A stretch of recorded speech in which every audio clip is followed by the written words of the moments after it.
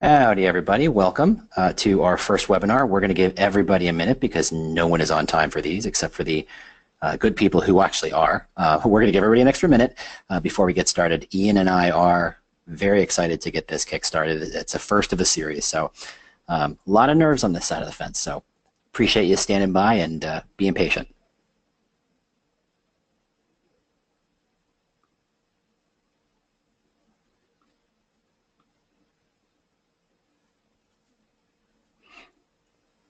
I'll insert a hold music joke here, but that would just be rude to you, not me, but to you.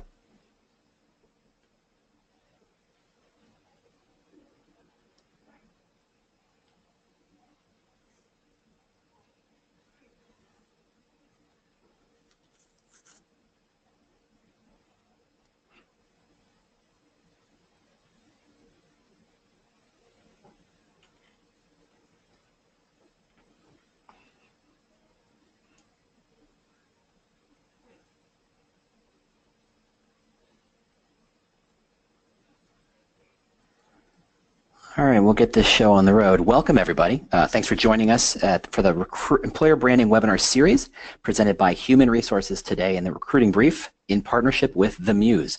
Absolutely want to thank The Muse for sponsoring the series and helping us make this whole thing happen. If you haven't heard of them, they are helping corporations around the United States develop their employer brand by making in-person trips to their offices in order to capture and promote exactly what makes that company unique.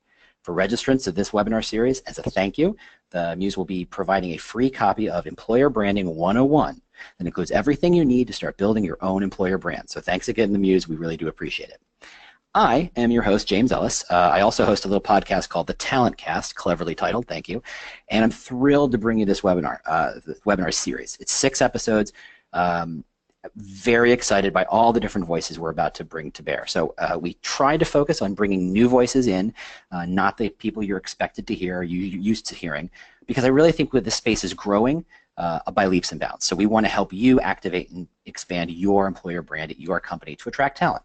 So I'm really looking forward to this process and talking with each of the participants because I think we're going to have some very interesting and amusing conversations. And don't worry, they're being recorded. You'll have access to the full recording just in case you missed something or you just want to hear the jokes again. I don't know that you'd want to do that. So on that note, please remember that just like in all webinars, and I know everybody here is probably very used to the whole GoToWebinar thing, if you have any questions or you want to chat, just put them in the chat. I'll be keeping an eye on that. And if you have any questions for Ian, I'll make sure to relay them. So we're going to start by actually using the chat functionality, and I'm going to ask a question for everybody who wants to participate in this part of it. What do you believe is your main goal when building an employer brand?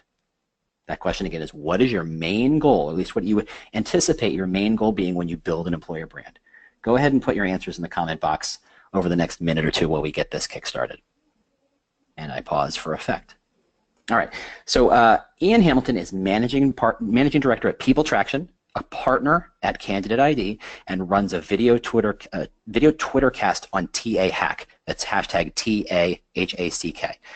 I wish I could remember when I found out about him, but he's just one of these personalities. He's got such passion and creativity around employer brand that I simply couldn't ignore him. He's fantastic. He's a little crazy like me, so this is really going to be a lot of fun.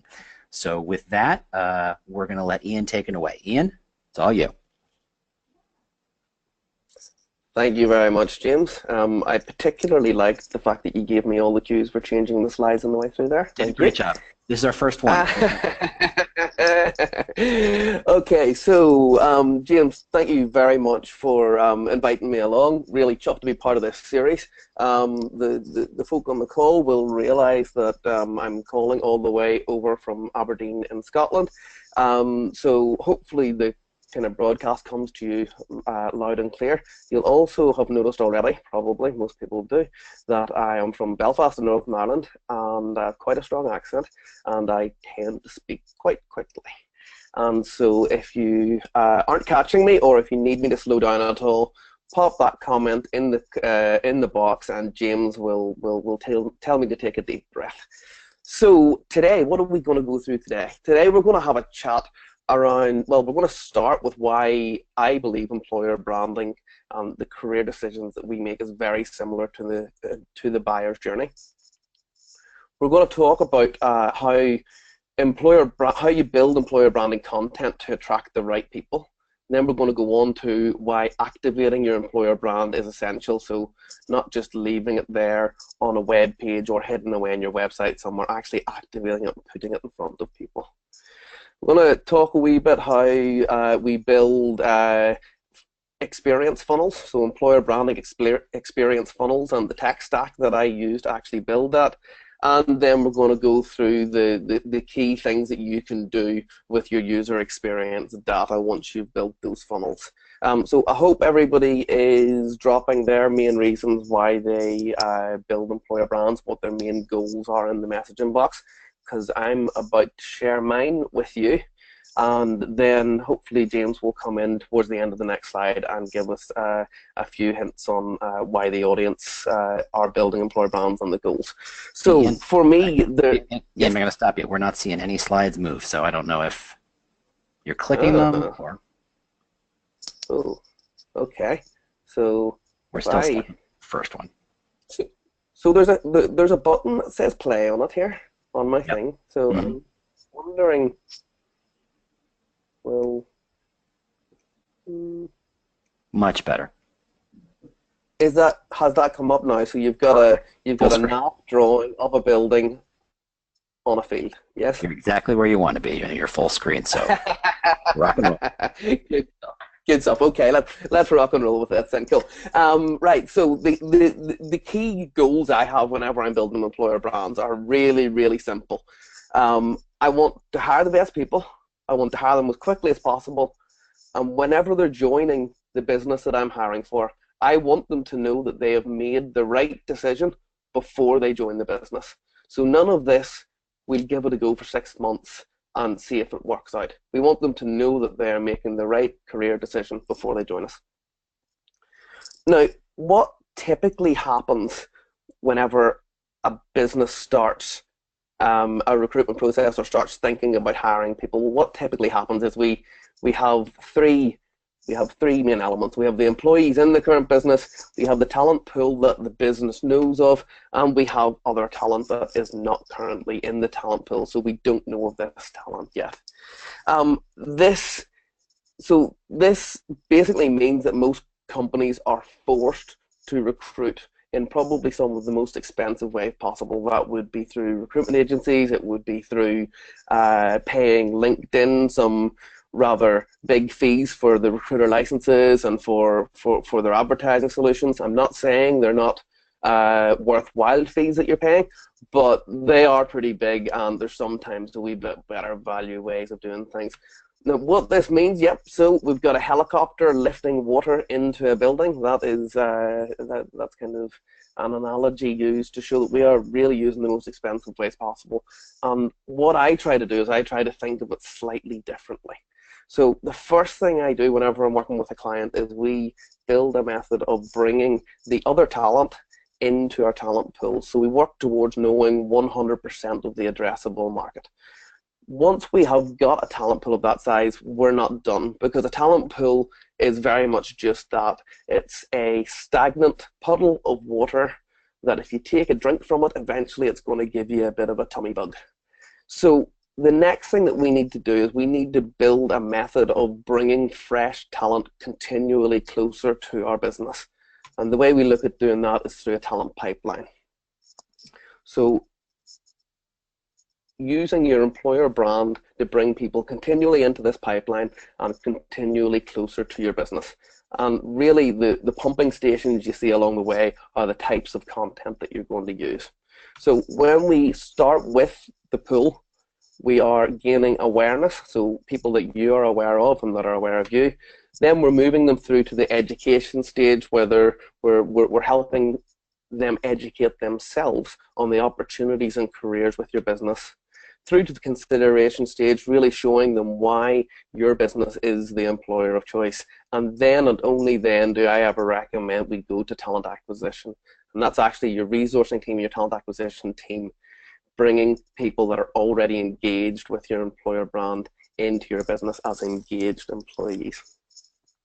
So, James, did we have any answers to the main goals for employer branding? How did it align with what I went through there? No one answered the question. I think everybody's eating lunch of various forms and sizes, so maybe we'll give them an extra minute or two to kind of fill that out. Okay, cool. So if anybody thinks there's any other key goals that you have towards building your employer brand, then just drop it in the comments box. But if not, we shall just move on and James can update us later. So the next thing I want to talk about is why I believe the employer branding and more importantly the career decision that people make is very like the buyer's journey. So typically whenever you're making a decision around an important decision in your life around buying something, that will be a car, a house, something of big value that will make a significant impact to your life. There's three things that typically people need before they actually decide to buy something. And that being know, like, and trust. So they need to know the brand and associate themselves with the brands they're looking at. They need to decide that they like the brand and they like the products and services they are looking at. And they need to get to the stage where they actually trust the brand that they're considering buying from.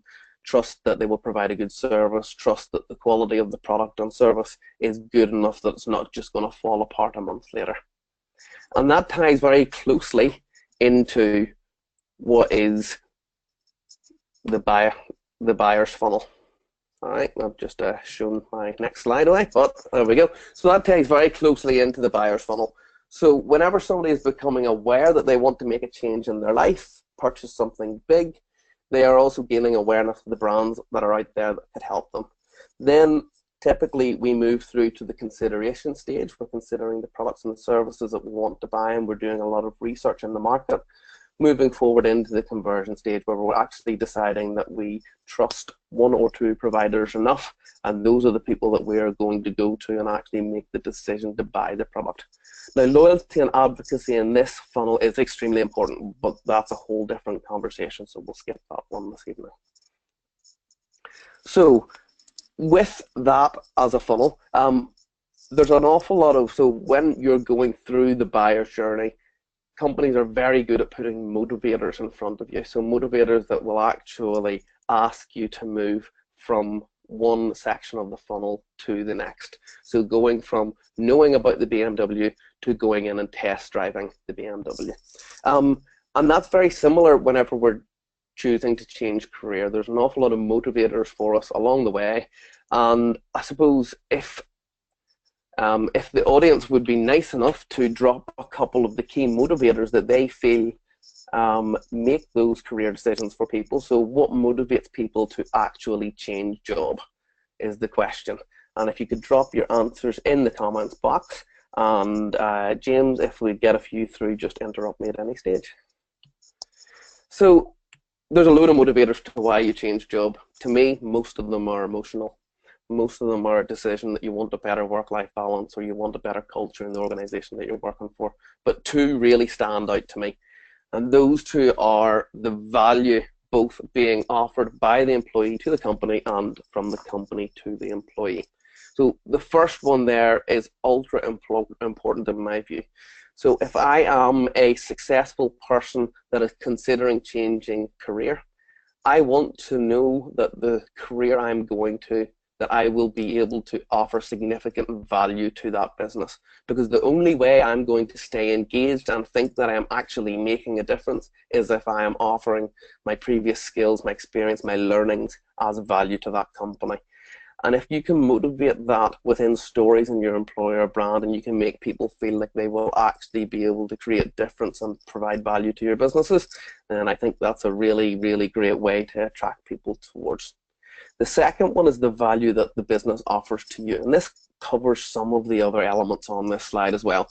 So what value will an employer offer to me in my personal growth, in my career growth, in my work-life balance, all of this stuff that's really, really important. So whenever you're actually making those career decisions. So the value that you offer and the value they offer to you, to me, are probably two of the biggest motivators within the career decision.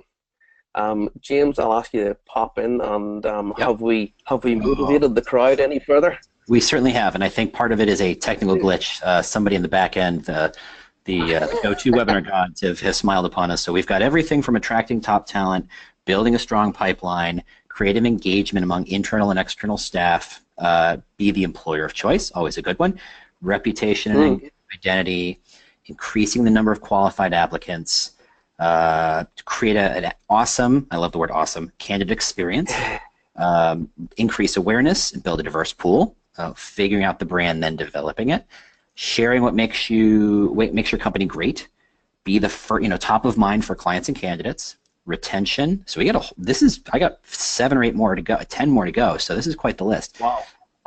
Creating an image that reflects. I think you're seeing lots of core ideas, and that is keeping great people, giving people a good reason to stick around, creating awareness across the board, and then there's some more finely tuned focuses like diversity,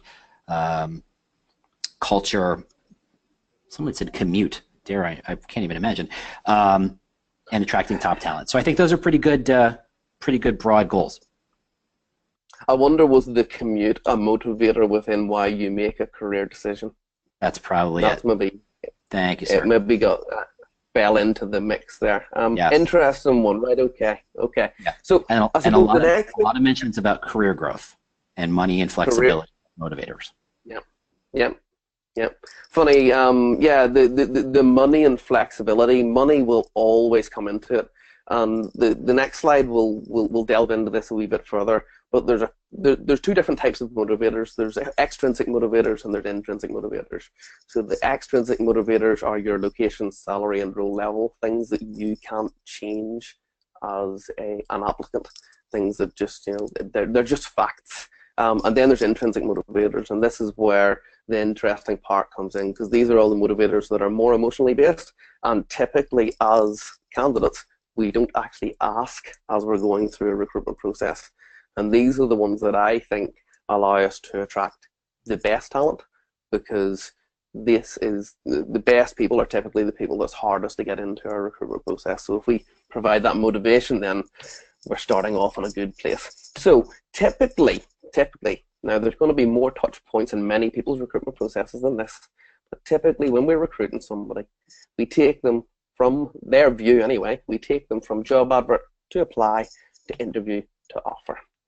A very linear process, very few steps in it from the candidate's point of view. And this is where we ask people to make decisions upon those extrinsic factors. So they make decisions based upon the salary and the role level and the location. And that becomes challenging, because if you're not offering more of a salary and if you're asking them to commute a slightly further distance, then where are the motivators in their decision? Now, typically to me, what I see within somebody's career decision process is they're asking questions like, do I know who this brand is? Is there career growth in the position? Have people within this organization had career growth? Will they respect me? What do they stand for? Am I a team fit? Do they care for the community? Will I be able to offer value? So whenever somebody that is what we would describe as in-demand talent, or a top performing person, typically they are happy in the job that they have currently. Typically their boss treats them quite well because their boss knows that they rely on them, and typically they are not actively thinking about changing job all the time. So whenever this happens, we need to pay a wee bit more attention to actually making them want to work for us rather than just offering them an opportunity. And this is where the employer brand comes in. And this is where, if we take people through this employer brand story and through this employer brand experience, we get the opportunity to actually motivate some of those, what is, and I hate the term, it's called passive candidates, so people that aren't considering that career move. And only then do these people want to go into that job ad approach, apply, interview, and offer piece, because only then do they know that they actually want to take that step outside the known and potentially move career. And this is where we so often get it wrong. We try to move too quickly through this process, and we try to jump straight into the conversion stage. So to do that, the next thing to do that, well, we can't expect people to come and learn about our business without creating content. And there's a few things that we need to consider whenever we're actually trying to create content to motivate people towards our business. So the first one is actually making your employer brand matter. So what we see all too often is we see a video of a current employee talking about how fantastic their employer is. The video is polished. It's obviously been shot by a professional. It's obviously been well prepared and well edited afterwards. And to me and to many people I talk to, this sort of video just doesn't provide the impact that we're looking for in our employer branding. In fact, it shows something that doesn't actually look that genuine. So what I encourage people to do is I encourage people to pick one key focus within their business. And that key focus in employers I've worked in sounded something like safety or quality or innovation or design, the way they design things, or the customer service that they provide. One typical example from the last employed position I had was a business in the oil and gas industry called Wood Group, who were through and through passionate about safety. And that was one of the strongest ways for actually us to work our employer branding. Because what we had when we were working through this was we had an industry full of people. Some of these people were interested in safety. Some maybe didn't actually care about safety. And then at the very far end, we had a group of people that were absolutely passionate about safety, lived safety in their careers every day of their life. And our challenge was, how do we build our employer brand to attract the right end of the scale and hopefully to dissuade the wrong end of the scale? And what we found out very, very quickly was we had to polarize our employer brand. So we couldn't have an employer brand that attracted everybody. If we did that, then we typically attracted the watery kind of piece in the middle where they weren't bothered about safety, or they weren't unsafe but they weren't particularly bothered about it. So very quickly we decided we needed to really polarize this employer brand, and we asked our CEO to help us with that, a gent called Bob Keeler. So we worked closely with Bob, who is a fantastic storyteller, and we asked him to tell us stories about his career and how it developed. And we listened to every safety message within that, which went right the way from early career as a 21-year-old offshore, stopping a project and risking being fired because he had lost the business and a lot of money. But his decision was based upon whether a person would lose their life potentially or not. So he made the right decision. It was a difficult decision to make. Right the way through to the latter stages of his career, where we were winning $100+ million projects based upon the safety attitude of our employees. So by creating content and talking so passionately about the key business focus, we were able to actually have the people that weren't really bothered walk away without interest in our business. And then very quickly, we were also able to attract great people towards a business that shared this key business focus.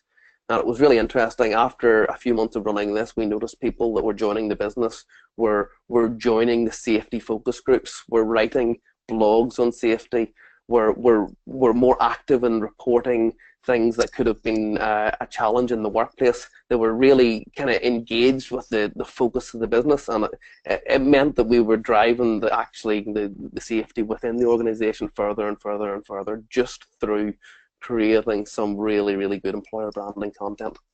And I presume that reaches out beyond the scope of who you would normally reach out to. Is it that people who care about safety regardless of industry, regardless of role, suddenly you're famous for it, in the same way that notoriously Volvo is all about safety for cars? People just knew that that's who they wanted to work with, and you got a chance to expand beyond your standard talent pool.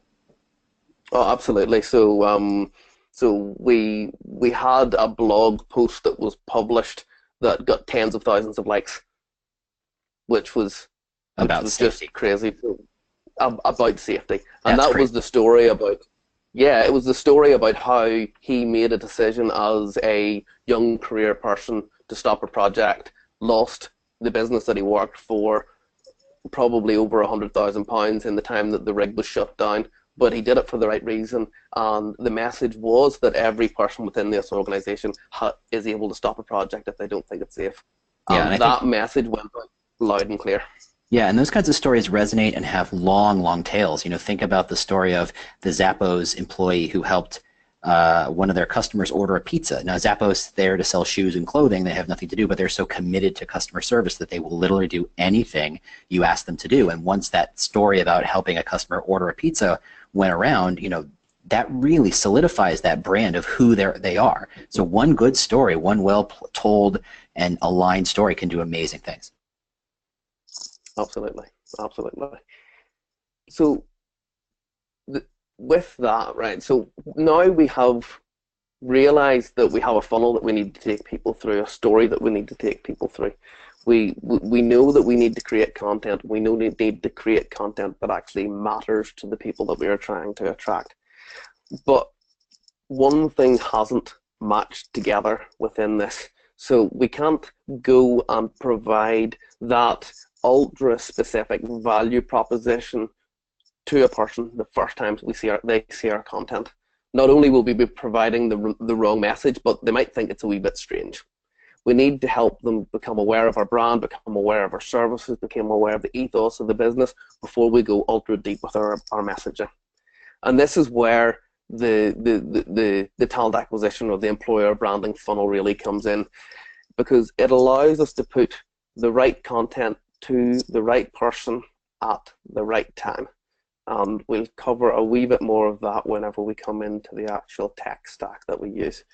But we know that whenever somebody is just becoming aware of our business, we know that we need to bring stories to them about the products and services that we provide, thought leadership content, and potentially some career advice. So just to cover a couple of those very quickly, so products and services sounds a bit boring.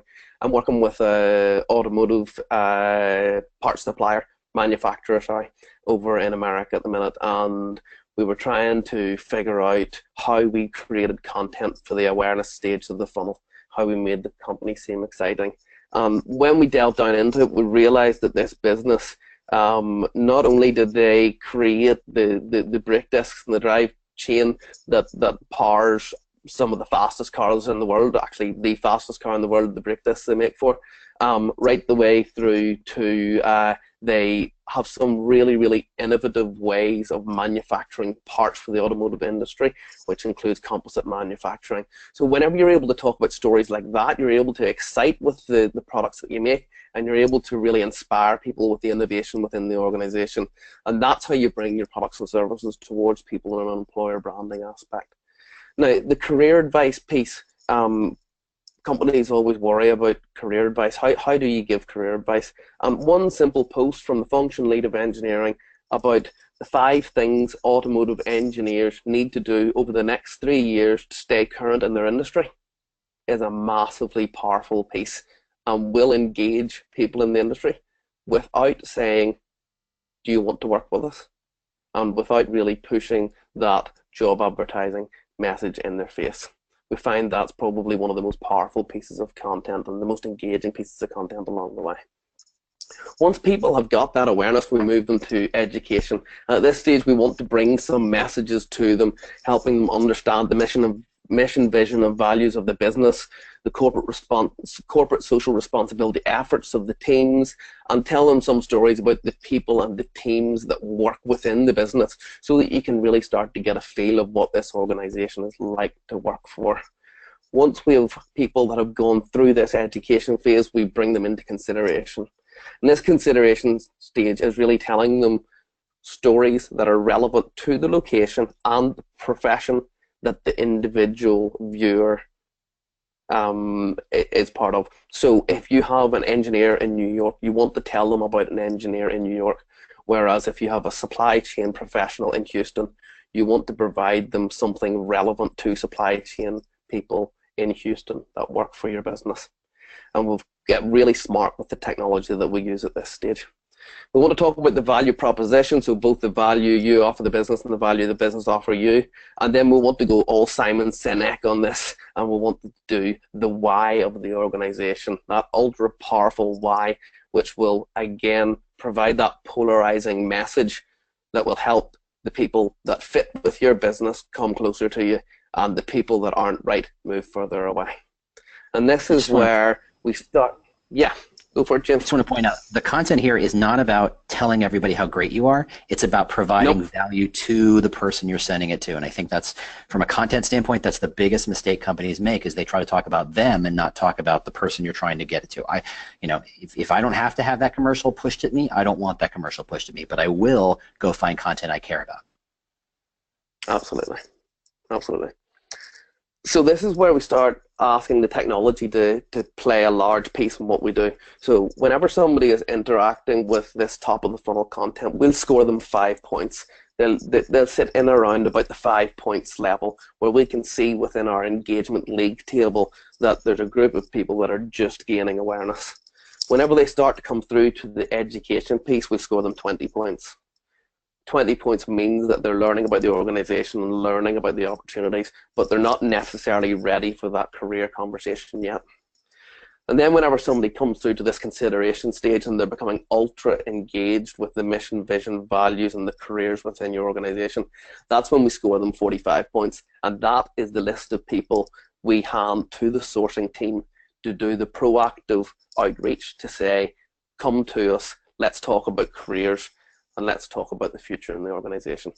And when you're able to pinpoint every individual person's engagement score, that's when you really get to the utopia of tying employer branding and your talent acquisition efforts together.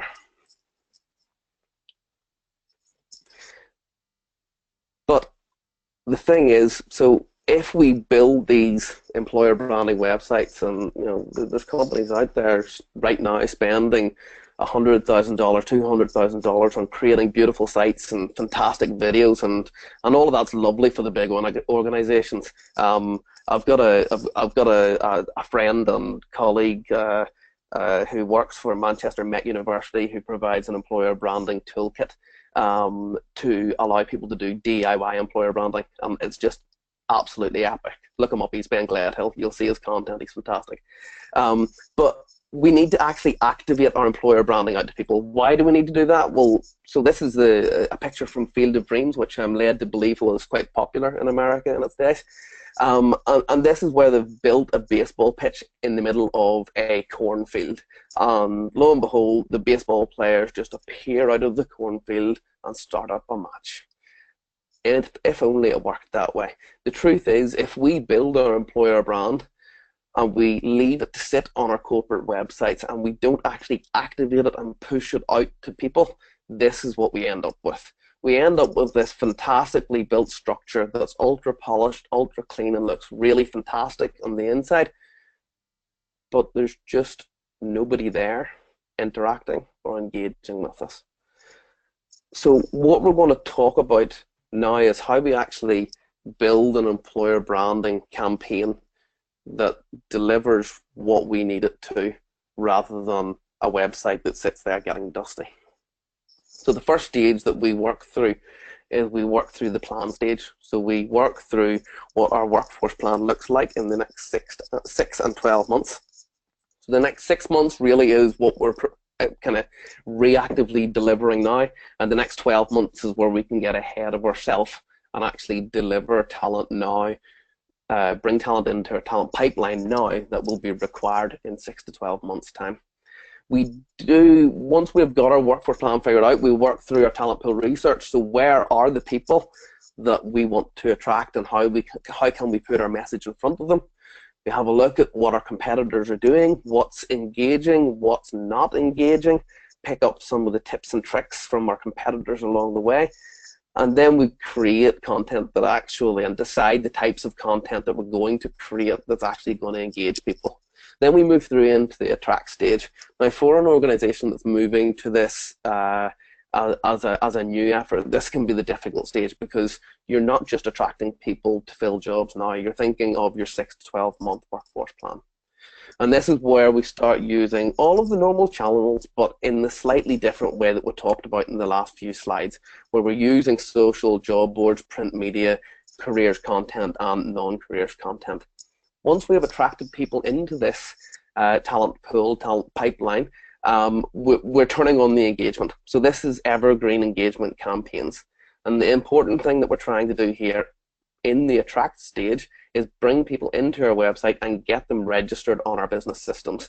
So on our marketing automation systems, in our ATS, wherever it might be that we're able to register people, and then running them through those evergreen campaigns to keep them engaged monthly, so that we can monitor how much they're doing with our brand and pick out the engagement spikes, so that we can actually figure out the people that want to work for us and with people that are ready to work for us. We're running a lot of those campaigns through email, and we're making those emails stage relevant, so relevant to the stage you're at, whether you're at awareness, education, consideration, or you're ready to convert into an employee through the talent acquisition team. Hey, Ian. And then, yes? So a couple quick questions. I think you did just answer one about how you were able to pinpoint an individual at each of the awareness stages by saying it's email. Can you repeat the name of the person who has the Epic DIY branding kit? Yeah, that's Ben Gledhill. Yeah, I think you can find him on Twitter on Recruiter Guy NW. Yeah, and Recruiter Guy Northwest. He's got a terrible accent, but he's a real good guy. And that's I'm not even gonna make a joke.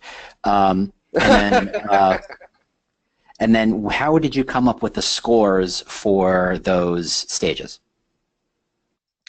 We work through the campaign with each individual client when we're doing this, James. So some clients will have a fantastic amount of content already, and they'll have a really great amount of stuff that we can put in front of candidates, and candidates will naturally score more points. Whereas if you're working with a smaller employer, we're going to be limited on how much we've got. So you're going to have to work on a slightly lower point scoring system. So it's very, very bespoke to the company that you're working with. Fascinating. Okay, cool. So we've got about 20 minutes just keeping you apprised of the time. Cool. Lovely. I'll rattle through the rest as we get going. So the toolkit, James, that I'm using, so whenever I went out on my own as a consultant helping companies do this sort of stuff, I decided to have a look at a few of the tools, and I decided to work on candidate ID so that I aced on one rather than being kind of good on some. What it allows me to do, it allows me to monitor the activity with the campaign, so all of the landing pages and emails and all that sort of stuff that we put together. It allows us to monitor all of the engagement on social media, whether people are visiting our social media profiles, clicking on our links, liking our pages, all this sort of stuff. Then it allows us actually to go even deeper, and it doesn't matter what you do in relation to the brand, what the candidates do in relation to the brand. So if they visit the website or if they visit any of their content digitally online, we are able to track that. So somebody that visits just the homepage, you would score them 1 point. But somebody that starts to research all of the team member profiles within the About Us section of your corporate website, you would probably score that 3 to 5 points, because they're starting to become engaged and really look at the team that they would be working with. So you can see that we're going much, much deeper than just the campaign that we're running. This allows me to actually do this funnel building. So essentially this system is, well, it's the framework behind an awful lot of the strategy that we put together. And then it does that engagement scoring and provides us these kind of league table score sheets of people that we should reach out to, and then the people that we need to work further through our engagement funnels. So are you suggesting that the pieces of content actually provide different kinds of scores? So if I'm looking for just general, hey, nice blog article, that's a couple of points. But if I'm looking at, you know, deeper employer brand content and what it's like to work their content, it's a higher score? Yep, absolutely. So we've got this set up for a couple of companies at the minute where the story goes from this is our services at 2 points through to this is what we're doing in your area at 3 points, through to this is what a person, or this is what the team that looks relevant to you is doing in your area, scoring 5 points, through to this is what a person within the team that is local to you is doing within your area. So you're actually So, James, you're actually getting to the stage that they can almost smell the coffee in your office before they make a career decision. So you know that these people that are coming into your organization are actually going to start becoming productive quickly, and they're going to start to really be engaged employees. Now, the second set of tools in my toolkit, and it's not typical recruitment stuff here, we're moving much more into the marketing world, is the pixel and promotions. So the pixels that LinkedIn and Facebook provide that allow us to do additional tracking and monitoring of the people that visit our website and make really smart, intelligent decisions based upon those. And the promotion being the paid adverts that we're able to couple together with the data that we get from pixels and really run some seriously interesting content promotion campaigns. So I'm going to share a few of these with you now, but I believe James is going to share the slide deck with everybody after this, so don't get too drawn into the detail. I'll talk these through as we're going through. So one of the typical things that we see within a job site is that people sometimes have difficulty applying for jobs, and you end up having a lot of drop-offs from your jobs board. Now that's challenging because the most likely person to drop off is the high in demand person that you really want to work for you, and they'll drop off because they don't need another job. So what we see here is people that go through and get apply to your jobs reach an application thank you page. If we pixel that page and remove that audience from our campaign, we then have everybody that has dropped off from your jobs board. We then run them through a decision-making process within the paid advertising that we do. And we ask the paid advertising, is this person in the right location? Do they work in a relevant industry? And do they have a relevant job title to the jobs that we're recruiting for? And that allows us to get an audience of people that have dropped off from our site and that we want to work for us. So we're able to push employer branding content and jobs to them in the future through paid advertising. And that is without having any of their details. So we don't need their email address, we don't need their application, we don't need even their name at this stage.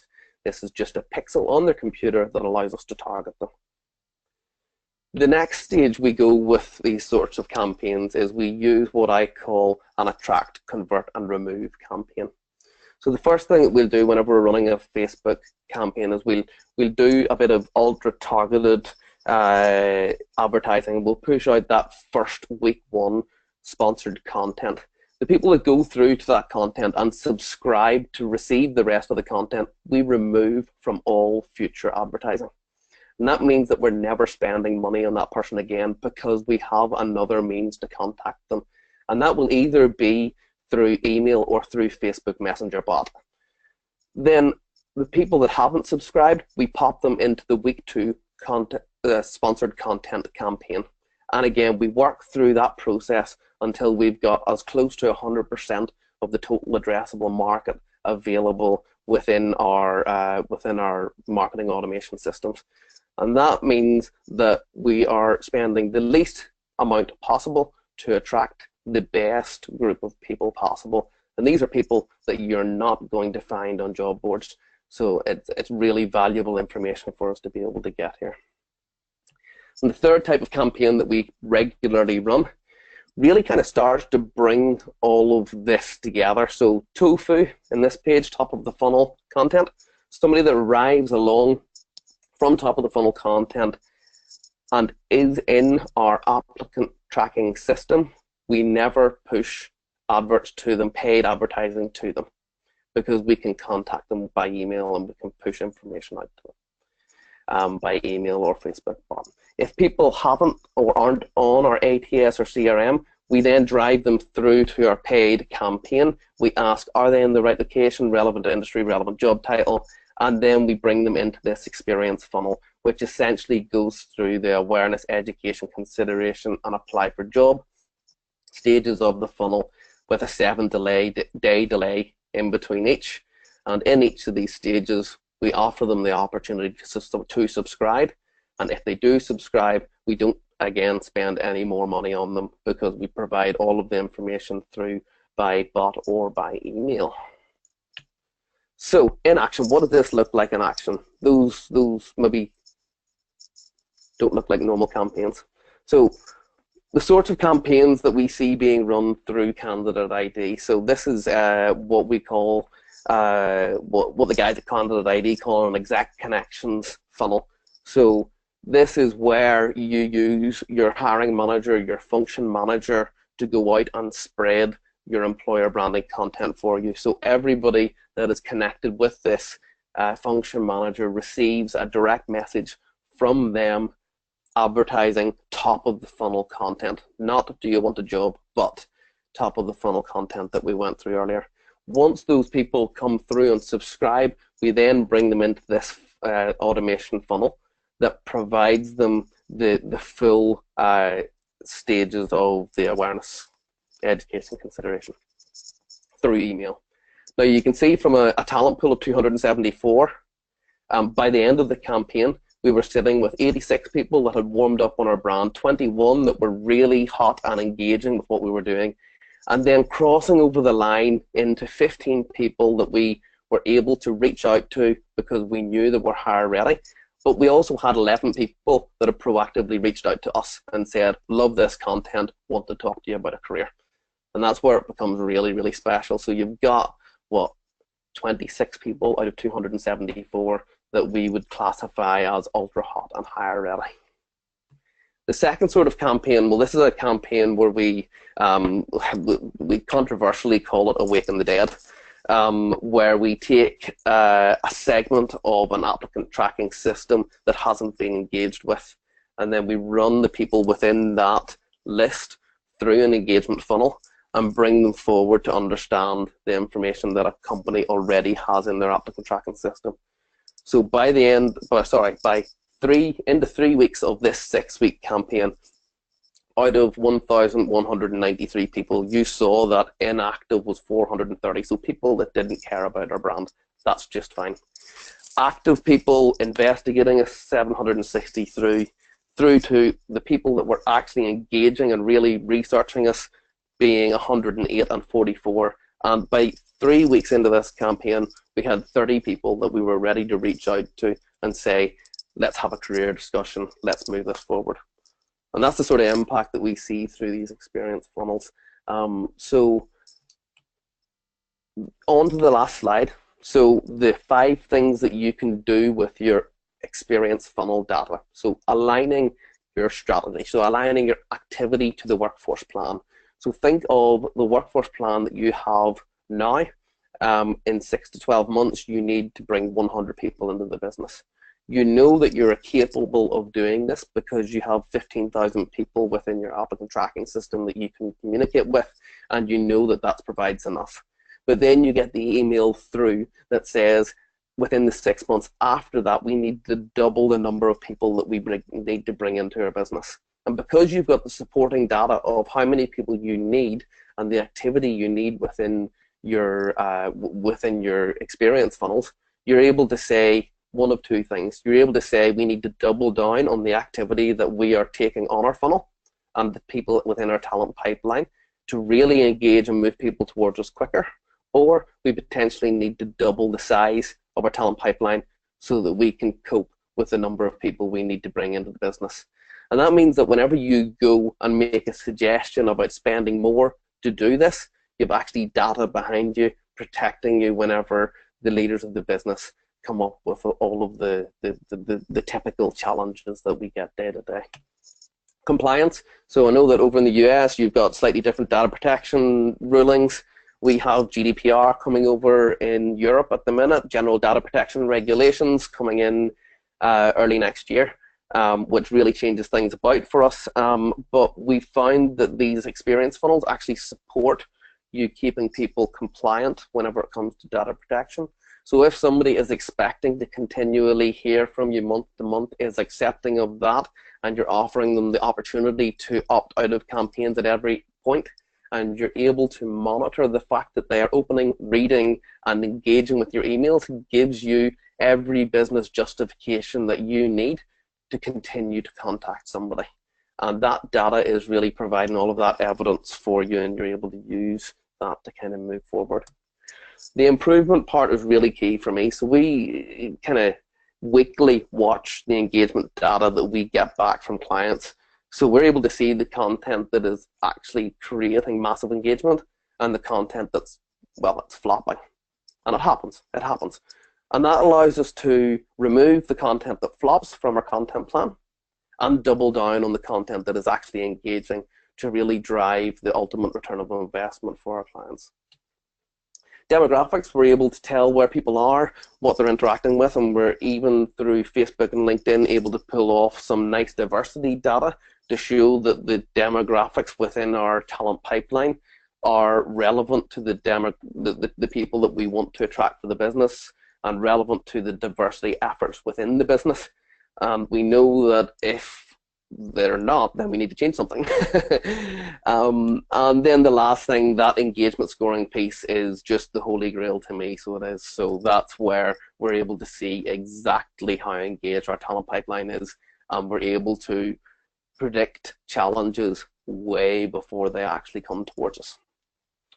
So, James, that is everything within my presentation this evening. I think I've been fairly well behaved, but gone slightly over. So we have a wee bit of time for Q&A, do we? We sure do. So I'm going to let people have a couple of seconds to kind of throw some questions. And I want to point something out, which I thought was fascinating, is that usually when we talk about pipelines, it seems very linear. It seems very someone does this, and then they do that, and then they do that. And what you're doing is applying kind of a feedback loop to say, look, I'm going to hit you as many times as I need to at the awareness or interest stage to get you to say, okay, I have what I need. I'm going to move myself to the next stage. And that at each stage you're saying, what do you need and how many times can I touch you and deliver that content to either get you to kick out of the funnel or to move to the next stage. I feel like a lot of companies I've seen or talked to, it's all about we delivered 3 pieces of content and then we move them to the next stage. Like, wait, did they move to the next stage or did you decide that they were the next stage because you were out of content? So I thought that and using the pixel to kind of figure out where they were was fascinating. Yeah, there's a guy that I kind of speak to very regularly called Scott McRae, and he calls it the flight of the bumblebee. So where your bumblebee flies about your garden, dipping into flowers, dipping into here, dipping into there, with no real coordination about what they're doing, that's what we're trying to track with our candidates and understand when is the right time to actually reach out to them. Yeah, exactly, because the best candidates aren't unemployed sitting around spending 8 hours a day going through your content. They're dipping in here and there when they've got a minute, and those are the people you want to focus on, not the people who are, full-time job seekers. So we have a first question from Sandy. So how do you convince the business to not push the technical part of the business and sell the culture in your materials? That's a great question. It is a great question, and I suppose that's where we allow the theory of the funnel to actually start to play. So whenever you're at that early stage and you're talking to technical people, you probably do want to push that technical information and that technical side of the business that's really going to engage them at that early stage. But then you get to take control later on in the funnel where you're actually starting to bring the more engaging and more intrinsic style of content to them that's going to either persuade them to definitely join you or not. Is that a fair response, James? Have you anything to add there? No, I think so. But you could also add that the culture is really what's more unique about your company, and that truly, if you're thinking of a developer or you're thinking of a project manager, or there's so many jobs that it almost doesn't matter which company they work at. It's all about the kind of work they're doing. So it doesn't matter if you're working for a car company or a hospital. Those industries, those spaces need those kinds of roles. So talking about, hey, we are the best hospital or we're the best car company isn't what motivates them. It's about what it's really like to work there. Yeah, yeah. And don't be, I would always say don't be afraid to talk about the things that are relevant. So if your business is innovating in its field, talk about the innovating things, the innovating technical things that you're doing in your field. Satisfy your technical managers with that chat, but also bring in the intrinsic values that people want to know whenever they're making that decision. Like, am I going to be able to support my family in 6 months' time if I make this career move? And then I think you covered so I know you called them GDPR. Am I remembering that right? Yeah, GDPR. Yep. Here in the States and in North America anyway, we call them anti-spam or canned spam laws. Are those the same? Okay, just want to make sure we got that. So we automatically in the UK, we comply with CAN-SPAM laws, the general data protection regulations in Europe are actually bringing us much more in line with the level of data protection that the USA kind of looks after. Beautiful. Okay, so we're becoming advanced, yeah. Fantastic. Okay, so that's, in the spirit of leaving and wanting more, I think that's all the time we have. I want to absolutely thank Iain Hamilton for jumping in. I hope you had half as much as fun presenting as I had listening. If you want to reach out to him, he's on Twitter. Trust me, he's always on Twitter. It's Hamilton_IAIN. For me, that's not the standard spelling of Ian, but there you go. I want to thank our sponsor, The Muse, thank you so much for helping us put this all together. I'm your host, James Ellis. You can find me on Twitter at The War for Talent. Please join us next time.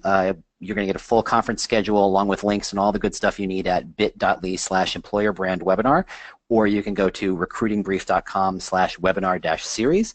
I'm so thrilled. I can't wait to do this. I think the next one's in about 2 weeks. We're meeting with Kirsten Davidson of Employera, who, trust me, is one of the smartest people about employer brand I have ever met. So I'm super thrilled to pay attention or to listen to what she has to say. Thanks so much for listening, and we'll see you next time.